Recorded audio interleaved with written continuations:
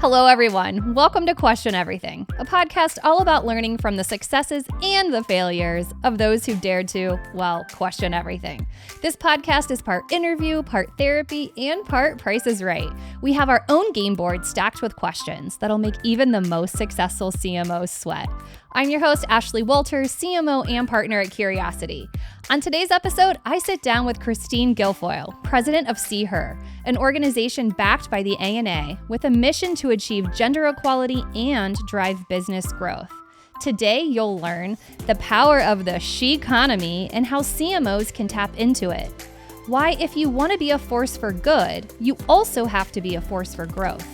And why your brand's next big move should be supporting women in sports. So tag along as we spill the tea on how celebs like Taylor Swift, America Ferrera, Margot Robbie, and Caitlin Clark prove that if you can see her, you can be her. Christine Guilfoyle is the president of SeeHer, an organization dedicated to increasing the representation of women and girls in marketing and media. Under Christine's leadership, SeeHer's gender equality measure has redefined how brands like P&G, Kimberly-Clark, and American Express represent and speak to women in their ads. Needless to say, Christine and her team are moving the needle for equality in our industry. Christine, welcome to Question Everything. Hello, my friend. Hello, my friend. Excited to be here. I am so excited for you to be here. This is going to be a very special episode. We have known each other for quite some time, and I am just so inspired by all that you do. Well, and right back at you. I think it's people like yourself, Ashley, and the entire Curiosity family that makes what I do easier and more rewarding because you're doing the work. So thank you, back to you. Absolutely. When I first became aware of SeeHer, I know I've told you this story, but I remember I was loving my job and life was good. And I was sitting at ANA and I heard Mark Pritchard on the main stage talk about SeeHer. And it was in that moment that I felt like my entire career finally clicked. Because I was asking myself questions like, what am I doing? Why am I in advertising? Like, there's got to be a bigger purpose here.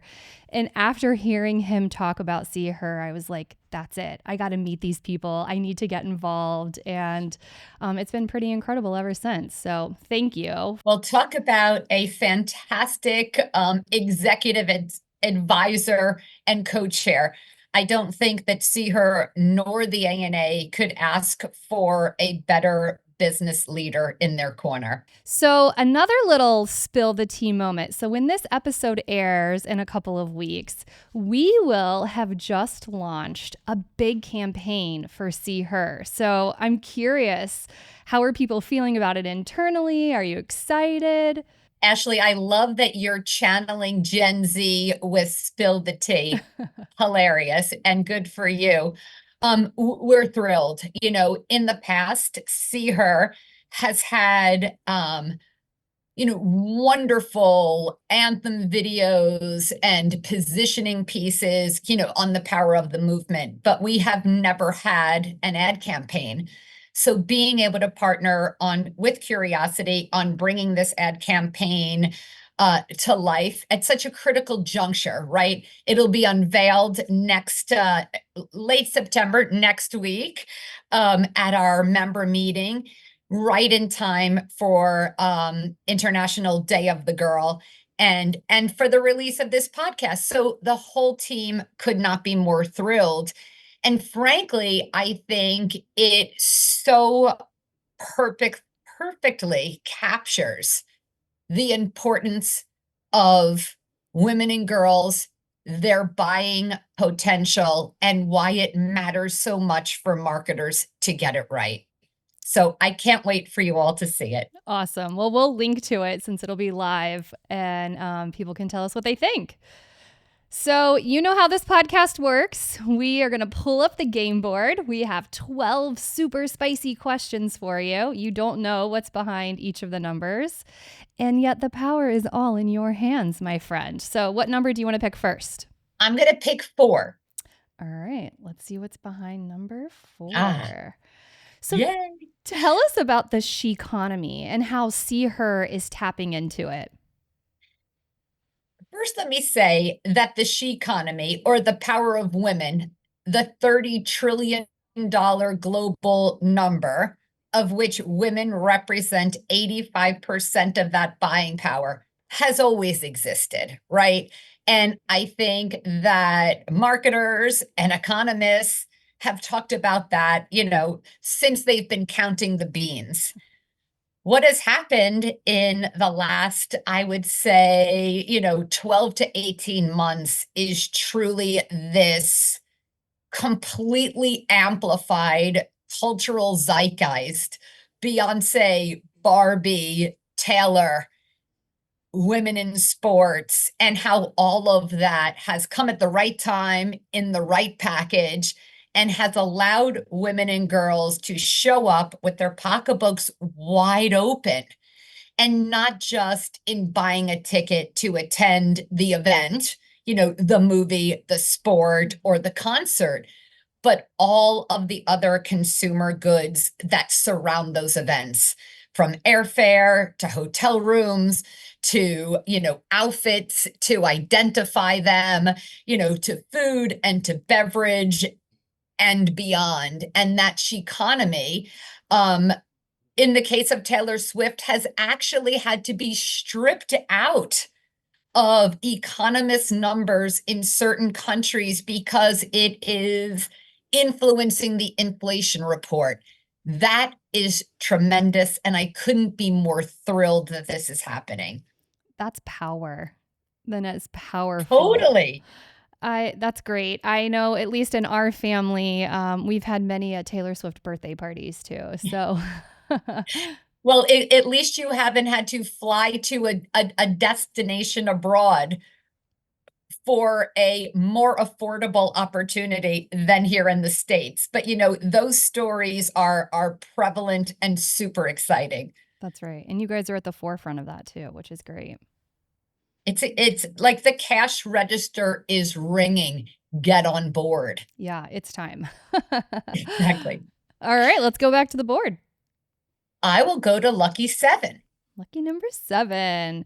Okay, Mark Pritchard, who is the chairman of SeeHer, the SeeHer board, says that marketing must be a force for growth and a force for good. Now, it's a subtle change from what we've heard in years past, a force for good and a force for growth. But I know it was an important change. And I'd love to hear your perspective on that. What a perfect 1-2 punch of 4 and 7. So yes, Mark Pritchard says this as it relates to SeeHer, but he also says this, when he's on the main stage for the Association of National Advertisers, the ANA, and why that subtle change. And we're all in business, right? In a perfect, idealistic world, we can change society, we can change culture, we can do good and not necessarily be accountable. Imagine if we had jobs where that's how we got to pick and choose our projects. But at the end of the day, the benefit, the opportunity, the challenge that Procter & Gamble has as the leader in so many of their categories is that they're in business. And when you're in business, you need to invest your time, your people, and your resources into business growth drivers. So the great thing is that they do that. Mm-hmm. But the better thing for movements like SeeHer is that they have seen each and every person as an individual, and through tapping into resources that they have available to them, and some that they've championed on their own for the industry, through their good works, is that they understand that representation and portrayal of women and girls through a fully intersectional lens drives business growth.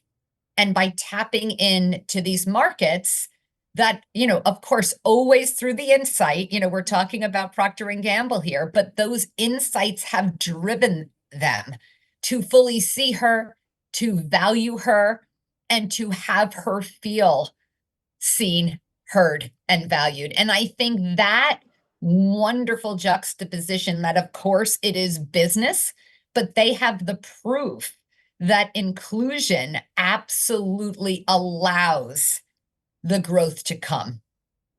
That's right. And I know they're very leaned in on GEM scoring too. So GEM scoring is the gender equality measure score that SeeHer will do to test the accurate representation of your lead characters in any film, your 30s, Yes. your 15s, etc. And I know Mark has said, I want, the goal is everyone's scoring 100 or above, which is very exceptional. Is there a campaign that comes to mind that you think just performed really well for a certain reason, or maybe one that didn't? Well, I would never talk about the didn'ts, Ashley. Mark told You know me it that. didn't when I first met him. He's You like, can share the didn't.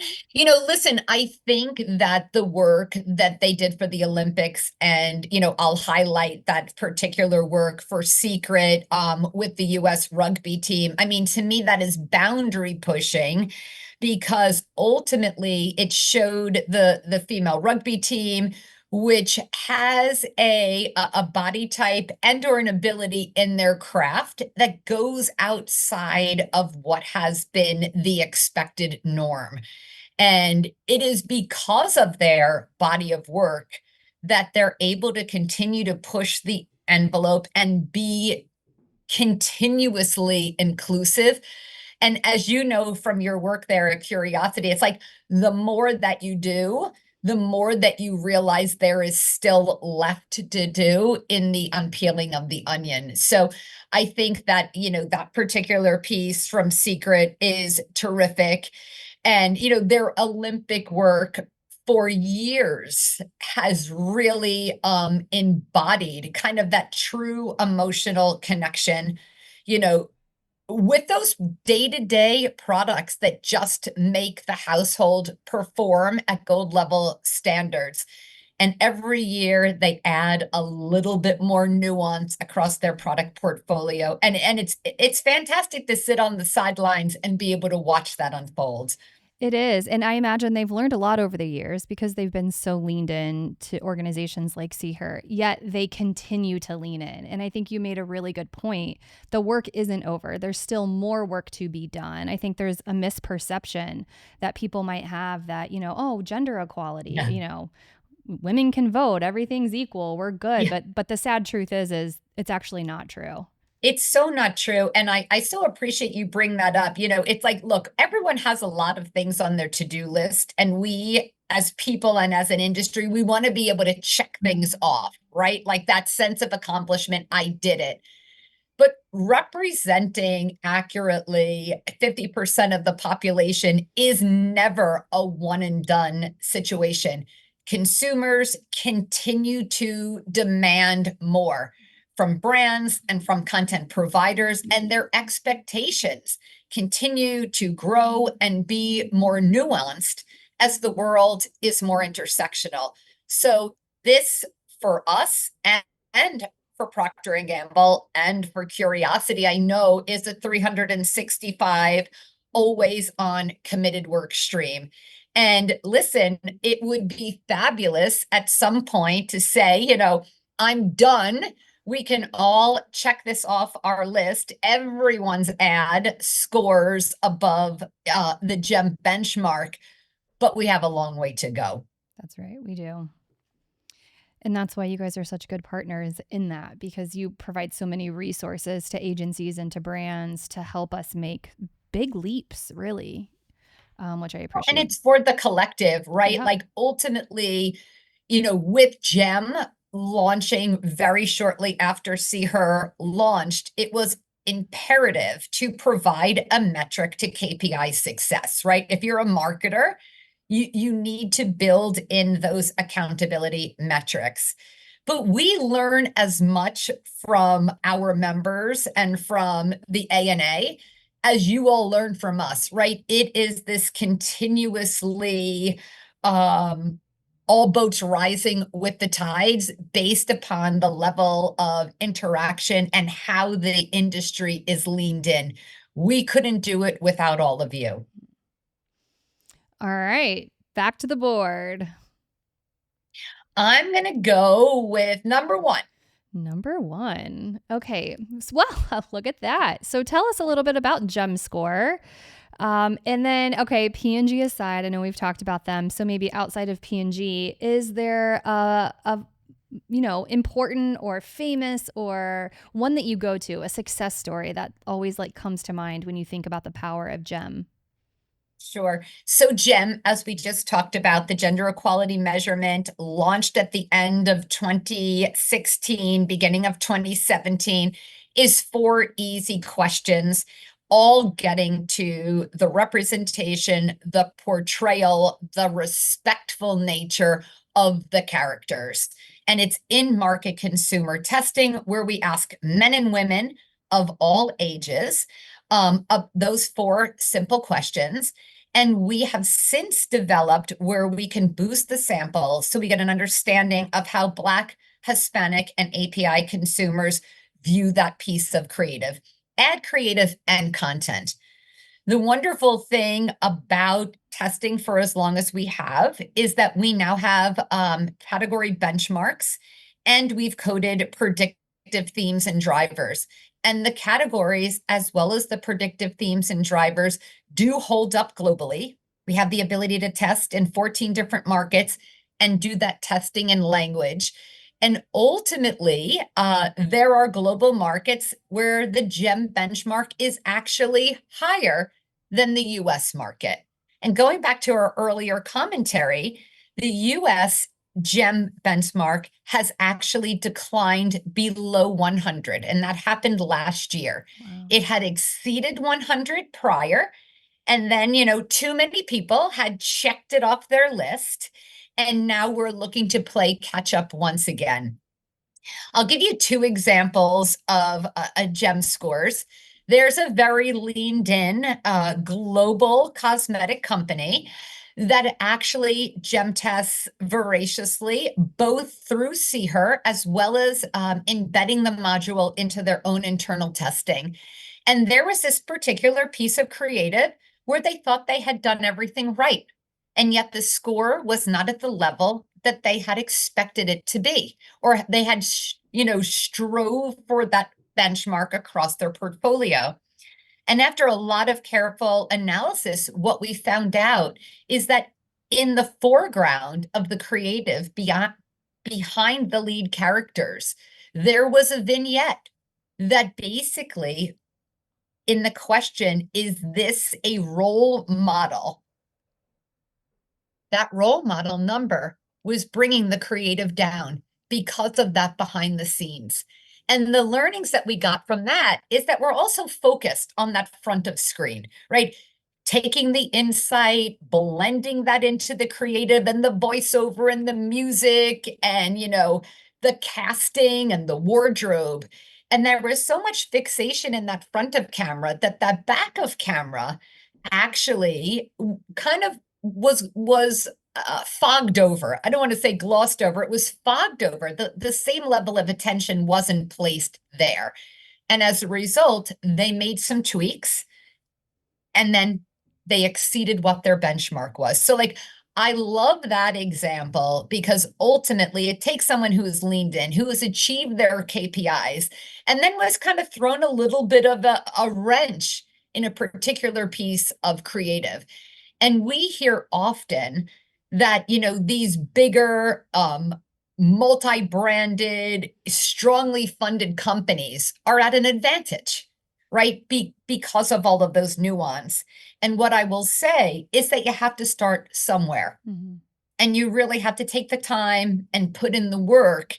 And being part of SeeHer allows you to learn from the community at large. And everyone is on a different place of their journey. They just have to strongly make a commitment to embedding the tools into their organization. There's lots of great high-scoring GEM examples. Kotex launched a campaign for International Women's Day in March about feeling uncomfortable and using that tension of uncomfortable as a benefit and an elevator versus a detractor. Personally, I love that campaign. It gives me chills.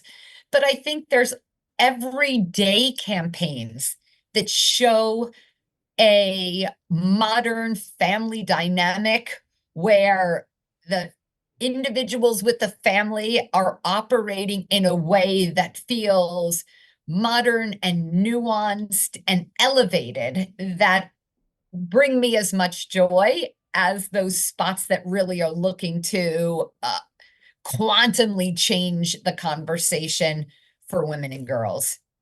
That's great.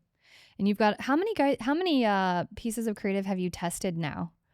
We've tested over 300,000 pieces of advertising and content globally. Wow. And, listen, everybody can gem test. It was a gift to the industry. It is open sourced. We'll help you embed it into your work streams. Again, this is something that is for all of you marketers and media companies and agencies to tap into.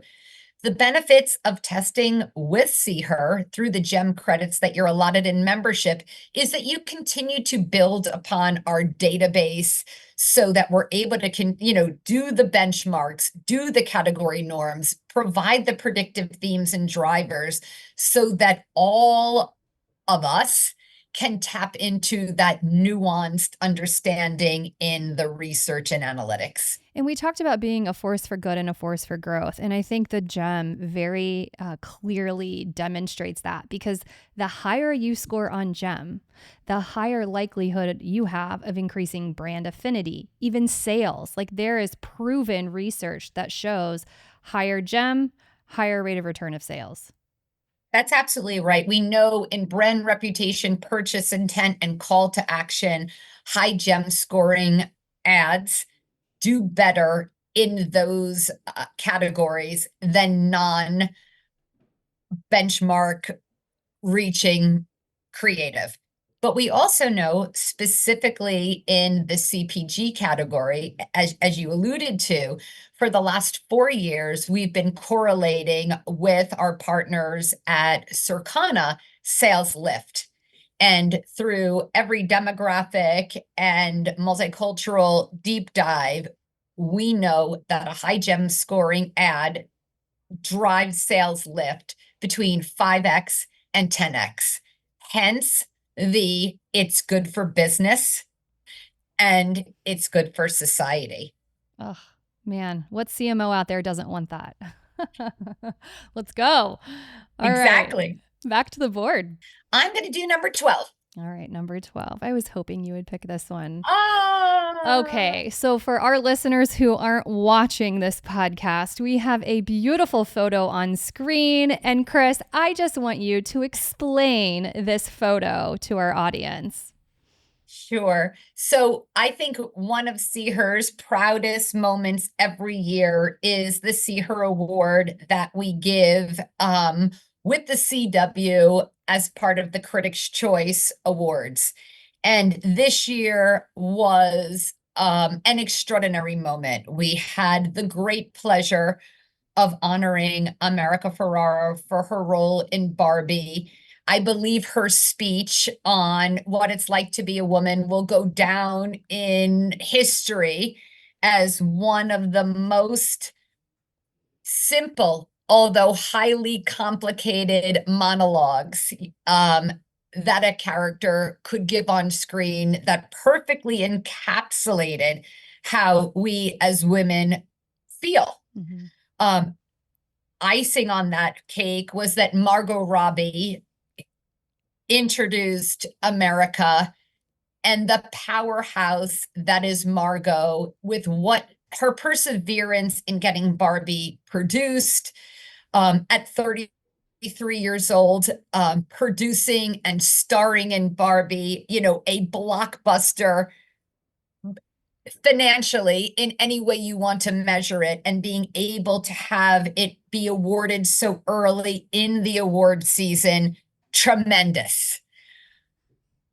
Personally, I was able to bring my daughter, Tara, along on the red carpet. She is wearing the leather dress next to Margot in the leather dress after we presented America with the award backstage.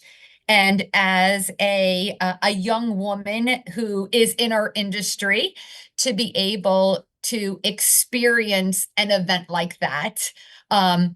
Particularly as a social media major and, buying paid social at an agency, wonderful experience. But the thing about it that really moved me was she had the opportunity not only to see how it all came together and how glamorous it was, and all of the other celebrities that were there, like what 23-year-olds wouldn't revel in that opportunity. But most importantly, she saw how gracious both Margot and America were when we were backstage and the award was done. They could have smiled for the camera and moved on to celebrate the rest of the fantastic night that Barbie was set up for. But the amount of time that they spent with us, how honored and gracious and real they were, is for me and for Tara, I know the memory that will stay with us always. So it was an incredibly magical evening, for all of those reasons. I love this photo because I imagine it was, I have little girls, so 9, 6, and 3, but I imagine it was just such a reflective moment for you too, to be standing there and watching your younger daughter experience all of this and experience your business in a little bit of a different way. And what you do as part of your career had to have been pretty meaningful as well. It's unbelievable. Listen, and as parents, my girls are older than yours, Ashley, but it's a blink of an eye, as I always tell you. And you're not, they're learning from you. You know that they, listen more than they'll let on, but you don't know how much they're going to retain. And it's in business dynamics like that that I'm fully able to see how much she learned from me, right? You miss a lot when you are in our industry. You're traveling, you're not there for dinner, you come with 10 minutes left in the game or whatever it might be. You need to make choices. And what I will say to all of the women out there listening is that it is totally about quality, not quantity. And at the end of the day, they see you and they absolutely will benefit from you being true to yourself and, being a strong woman who is proud and who works hard, and like that's okay, and you shouldn't feel guilty or ashamed for not being there for every moment. It's a partnership. That's right. And what an incredible leadership lesson in that too. I think, Totally. yeah, those quality interactions are so important. And Margot and America too just Oh, demonstrated that in spades, which is incredible. unbelievable. All right. I don't know if we can top that question, but let's go back to the board. Okay, I'm going to go to 9. All right. Number 9. Oh, you mentioned Taylor Swift a little bit Yeah. earlier, but let's talk about the Taylor Swift effect. It is real. We feel it. As a mom, my kids care a lot about football. Unfortunately, they were rooting for the Chiefs this week and not the Bengals, which broke my husband's heart because they wanted Taylor Swift's team to win. But the NFL is more popular among young women now than ever. And I'm curious, what's your take? And is there anything else the NFL should be doing to build a more inclusive fan base? Listen, I think that Tim Ellis, the CMO of the NFL, as it relates to the NFL as a league and then what the teams has done is extraordinary, right? I mean, ultimately, they represent communities at the team level. And then obviously they represent from a league level, the multitude of fan engagements. When Taylor announced her relationship with Travis Kelce last year, November, his jersey increased by like 440% in sales. Again, that the Taylor SHEconomy effect. But what I think it also has done is that it has bridged relationships within the family dynamic, right? between fathers and daughters, between mothers and sons, right? Like this is the all-American sport. And I think that those that gather around the screen to watch has become broadened. But the NFL has done that before, right? You know, a couple of years ago now, the LGBTQ community probably did not feel as seen and valued by the NFL. And they have a fantastic piece of creative between two fathers who were huge football fans, but had really not introduced their son because they didn't know if it was a space for them. And that particular piece of creative is extraordinary, right? Fully inclusive, high energy, and really very specifically showcasing on that particular segment. 2 years ago, they released the NFL a piece of creative featuring Diana Flores, out of 72 and Sunny. We love this particular piece of work, and we love Diana, where she, as the Mexican flag football captain and advocate for women's flag football to, have a global stage, is running from Billie Jean King, many other celebrities, and at the end, her mother, right? In her quest to elevate the portrayal and the representation of women and women athletes in the game, and how brilliantly placed right before the halftime show where Rihanna was going to be the performer, right? In another year, depending on the talent, that may not have been a great placement. So listen, I give them an A+. I give them an A+ for understanding that it is fully about every we as it relates to their audience and how they have consistently looked to lean in. Talk a little bit about women in sports. I know Yeah. another pillar for SeeHer is increasing the accurate portrayal of women and young girls in sports, and it's important. Yeah. And I'd love you to talk a little bit about that. Well, listen, I mean, again, talk about a moment 50 years after Title IX and the great work that Billie Jean King has done with the Women's Sports Foundation.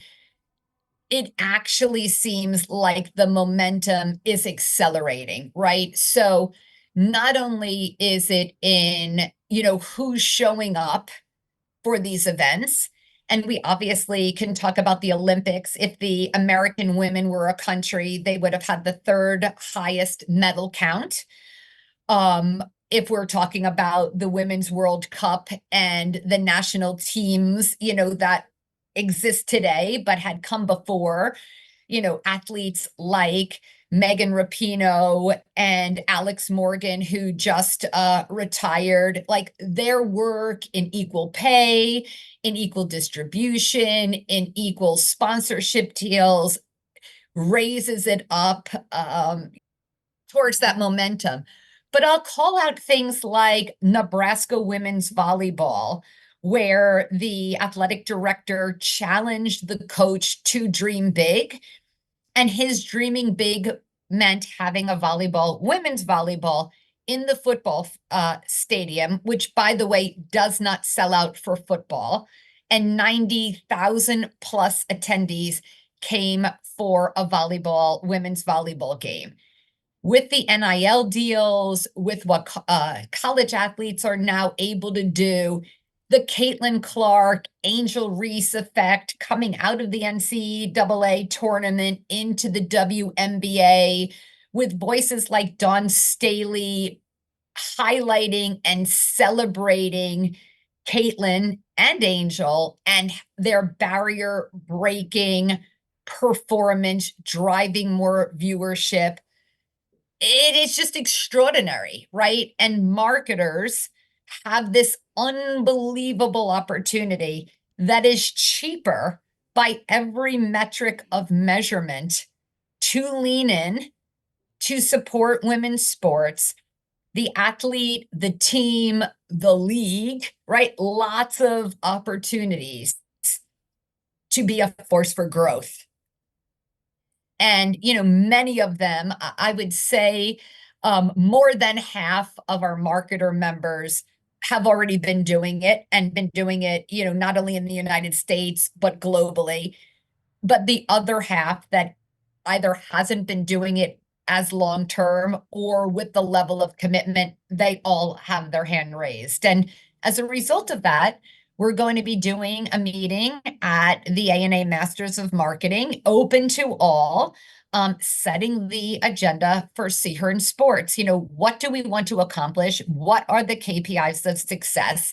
And what are the best practices for driving a women in sports practice within your organization? So it's thrilling work. I look forward to attending that meeting. Can't wait to have you. Yeah, that'll be a good discussion. All right, let's go back to the board. I'm going to go with 2. Number 2. Okay, SeeHer's mission is to portray women and girls accurately in advertising. In your opinion, is there any brand out there doing it best? What is amazing to me is that every brand that we speak to, both as members or non, say they have a lot more work to do, right?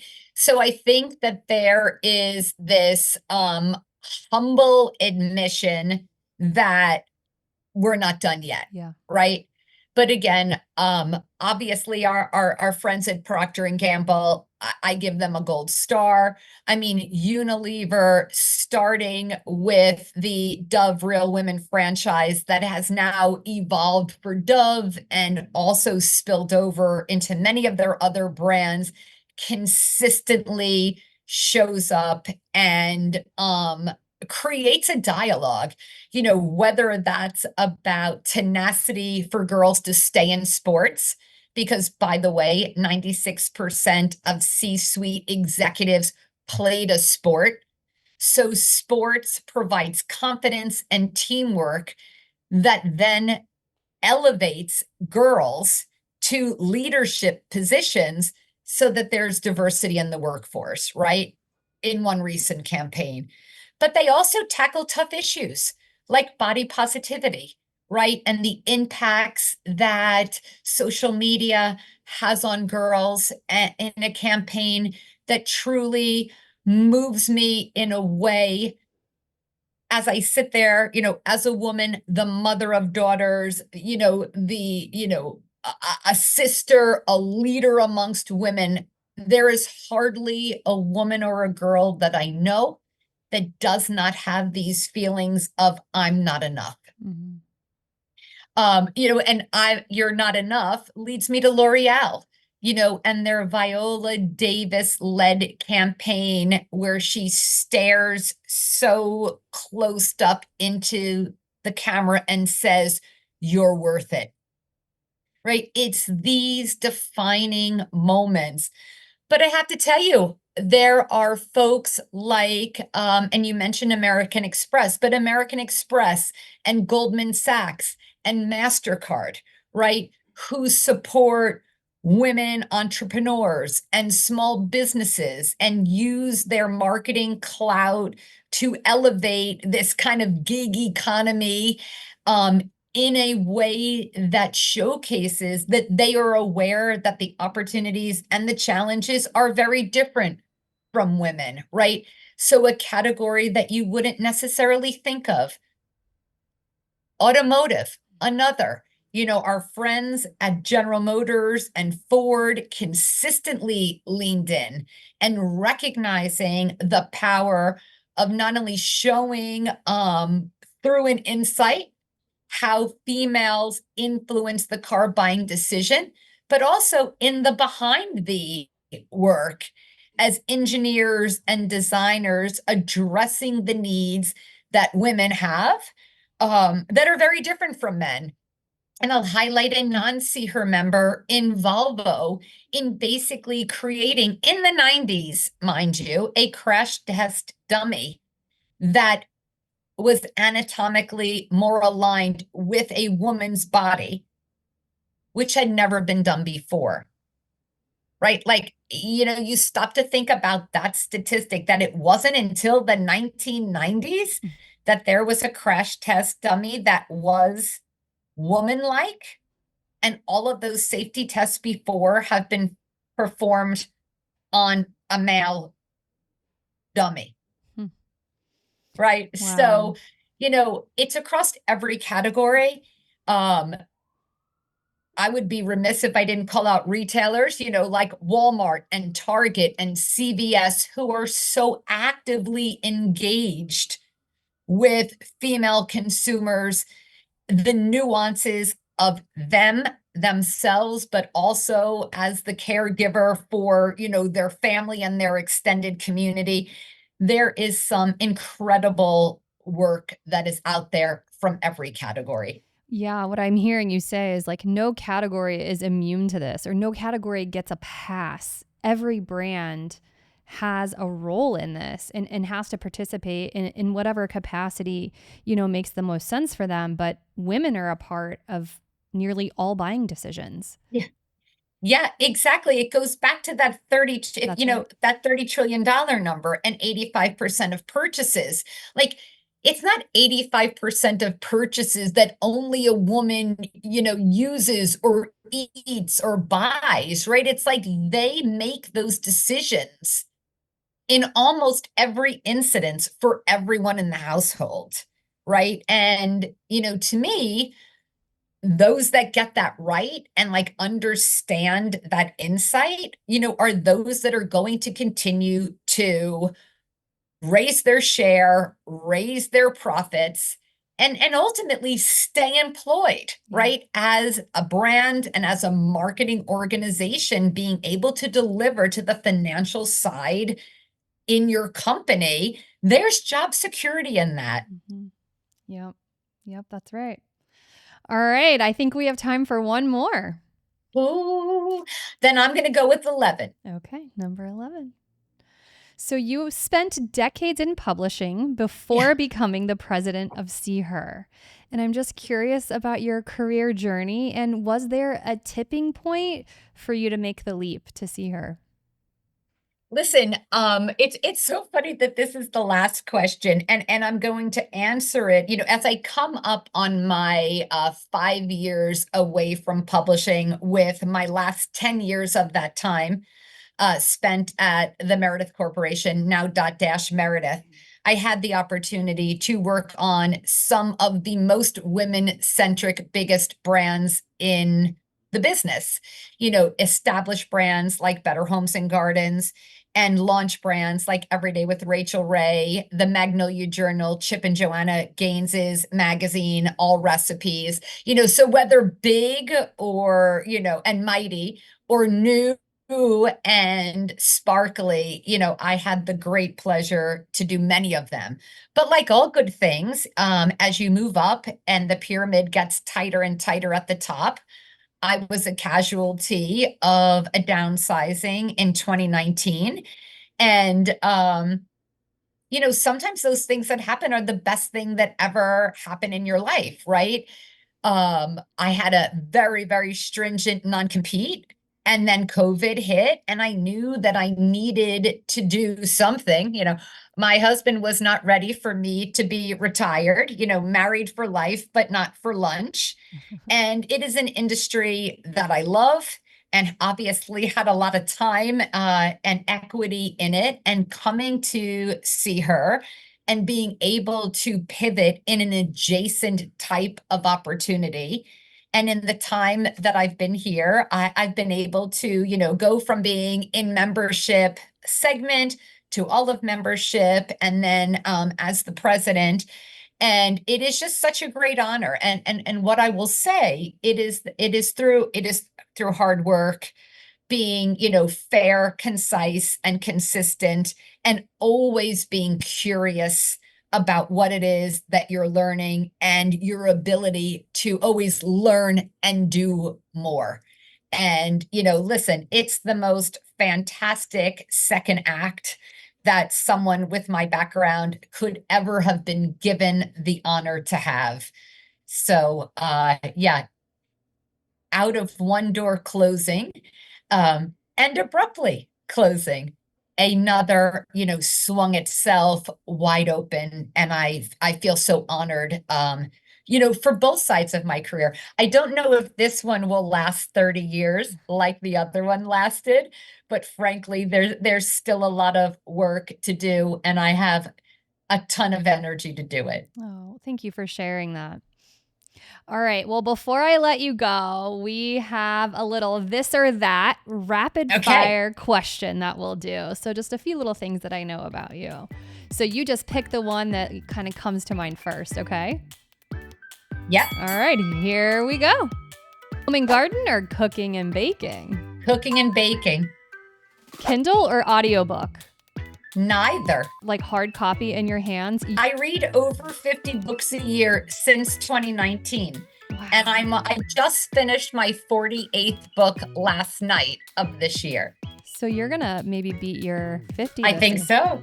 And you read them all paperback books? Paperback or hardcover. I use my library card. Travel by train or by plane? Plane. Plane. And finally, Thin Mints or Tagalongs? Ooh, Thin Mints.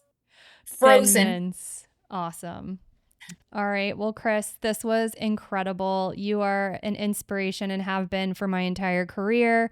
I know you are for lots of other women out there too. And the work that you're doing to support small agencies like us and big holding companies and all the brands kind of in between. I just want to say thank you because your mission is important and I'm just proud to play a small part of it.